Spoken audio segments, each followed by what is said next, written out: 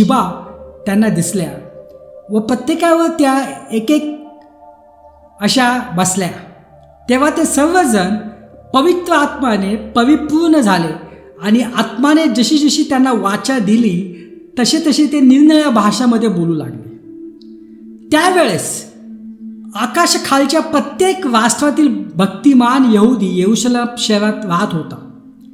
तो नाद झाल्यावर लोकसमुदाय एकत्र होऊन गोंधळून गेला, कारण प्रत्येकाने त्यांना आपापल्या भाषेत बोलताना ऐकले.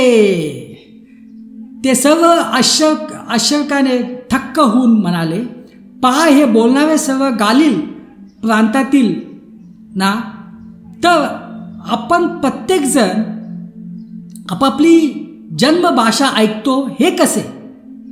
पार्थी, मेदी, इलामी, मेसोपटेनिया, यहुदिया, कंपुदिकिया, पंत, एशिया, फुगविया, पंपपुतिया, मिसर व कुवेनेच्या जवळचा लिबुआ देश यात राहणारे यहुदी व यहुदी मतानुसारी असे रोमन प्रवासी, केत्वीय, अरब असे आपण